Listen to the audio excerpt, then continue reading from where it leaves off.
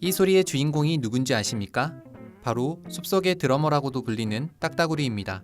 딱따구리는 초당 20번이나 되는 빠른 속도로 나무를 인정사정 없이 두드립니다. 그런데 딱따구리가 부리로 나무를 때릴 때의 충격이 무려 1200g이나 된다고 합니다. 이렇게 평생 부리로 나무를 두드리다 보면 혹시 뇌에 충격을 받아 뇌진탕을 겪게 되지는 않을까?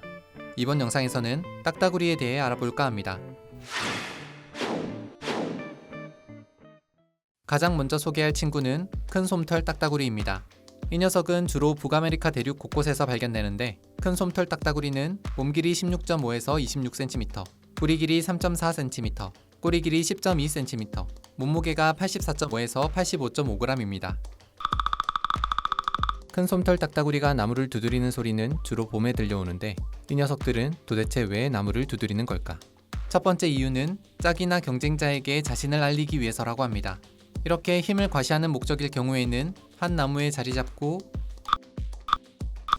매우 빠르고 짧게 한번 나무를 쪼는 방식을 주기적으로 반복하는데, 이때는 나무가 손상되지 않는다고 합니다. 두 번째 이유는 먹이를 찾기 위해서입니다. 큰 솜털 딱따구리는 나무 속에 있는 곤충들을 찾는 데 대부분의 시간을 보냅니다. 그래서 1년 내내 여기저기 돌아다니며 나무를 두드려서 작은 탐색용 구멍을 많이 만들어 둡니다. 재밌는 점은 어떤 먹이를 찾느냐에 따라 구멍의 모양이 달라진다고 합니다. 큰 솜털 딱따구리가 나무를 두드리는 이유 세 번째는 나무 줄기 속에 둥지를 만들기 위해서입니다. 며칠 동안 열심히 나무를 두드려서 몸을 집어넣을 정도로 큰 구멍을 만들게 됩니다. 하지만 둥지는 새끼가 4마리 이상 지내기에는 매우 비좁기 때문에 큰 솜털 딱따구리에게는 아주 중요한 일과가 있습니다. 바로 새끼들이 싸질러 놓은 배설물을 처리하는 일입니다. 그런데 다행히도 큰 솜털 딱따구리 새끼들은 아주 특별한 배설 능력을 가지고 있습니다. 새끼들이 배설을 할 때 창자 끝에서 젤리 같은 점액이 분비되어 한 똥 한 똥 감싸서 배설물 꾸러미를 만드는 것입니다.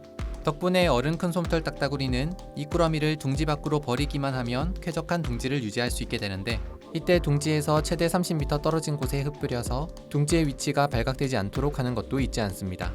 참고로 큰 솜털 딱따구리와 생긴 것은 거의 똑같지만 몸집이 작은 솜털 딱따구리도 있습니다. 몸 길이 14.6에서 16cm, 부리부터 꼬리까지 다 해도 15에서 18cm 밖에 되지 않고 몸무게는 22에서 23g 정도 됩니다. 딱따구리는 나무 구멍에서 먹이를 찾을 때 사용하는 비장의 무기를 가지고 있습니다. 바로 혀입니다. 대부분의 딱따구리는 끝부분에 끈적거리는 돌기가 있는 긴 혀가 있는데, 혀에 작은 근육들이 있어서 어느 방향이든 구부릴 수 있습니다. 빨간색 화려한 도가머리가 특징인 도가머리 딱따구리는 뾰족한 부리를 나무 구멍에 넣은 뒤 긴 혀를 내밀어 나무 속 구불구불한 틈새 깊이 숨어있는 곤충이나 유충을 잡을 수 있습니다. 그런데 딱따구리는 이렇게 긴 혀를 평상시에 어디다 두는 것일까? 딱따구리의 혀는 두개골을 감싼 기다란 뼈인 설골과 연결되는데, 설골은 두개골 뒤편으로 막힘없이 이동할 수 있습니다. 또한 두개골을 감쌀 정도로 유연하고 납작하게 눌려지며 혀를 길게 늘여도 괜찮을 만큼 단단한 특징을 가지고 있습니다. 이러한 딱따구리의 혀는 턱 아래쪽에 있는 두 개의 근육과 연결되어 있어 들락날락하도록 움직일 수 있는 것입니다. 그렇다면 평생 부리로 나무를 두드리며 사는 딱따구리는 왜 뇌진탕을 겪지 않는 것일까? 인간의 두개골과 딱따구리의 두개골을 비교해서 살펴보면 우선 크기만 봐도 큰 차이가 납니다. 인간의 두개골의 경우 뇌가 앞에서 오는 충격보다 점프할 때와 같이 아래에서 가해지는 충격을 흡수하도록 만들어졌습니다. 반면 딱따구리의 경우 뇌가 작아 무겁지 않고 두개골은 앞에서 가해지는 충격을 흡수하도록 만들어졌습니다. 또한 부리 부분은 윗부리보다 아랫부리가 약간 더 길어서 나무를 두드릴 때 아랫부리가 먼저 나무에 부딪히게 되는데, 이때 충격은 두개골 내부가 아닌 아래턱으로 전달됩니다. 또한 윗부리 밑동에 해면뼈층이 있어서 충격을 완화하는 역할을 하기 때문에 딱따구리가 뇌진탕에 걸리는 것을 막아주는 것입니다. 이러한 신체적 특징을 재밌는 습성으로 발전시킨 녀석들이 있습니다. 미국 남서부, 특히 캘리포니아에서는 벌집처럼 수많은 구멍이 뚫린 나무가 발견되는데, 바로 도토리 딱따구리가 만들어 놓은 진풍경입니다. 이 녀석들은 나무에 작은 구멍을 여러 개 뚫고 구멍 하나하나에 도토리를 저장하는 독특한 습성이 있습니다. 가을 동안 번식기의 어른 새들과 번식하지 않는 조력자 새들이 협력해서 나무에 작은 구멍을 뚫어 그곳에 도토리를 비축하게 됩니다. 그렇게 비축된 도토리를 하나씩 소비하여 추운 겨울을 날 수 있는 것입니다. 매년 새로운 나무를 찾아 구멍을 뚫는 것은 아닙니다. 나무가 손상되지 않게 죽은 가지나 두꺼운 나무 껍질에 구멍을 뚫어 매년 다시 사용하는데, 해마다 약간의 구멍을 더 뚫는 방식으로 도토리를 비축할 구멍의 수를 점점 더 늘려간다고 합니다.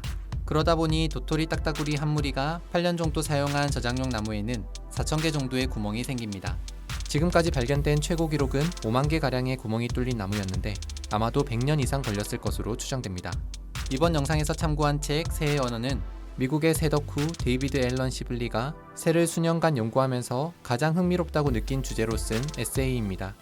작가가 직접 새에 대한 애정을 담아 그린 200여 종의 새 일러스트도 수록되어 있으니 새에 대해 관심이 있으신 분들은 참고하시면 좋을 것 같습니다. 이상 딱따구리에 대해 알아봤습니다.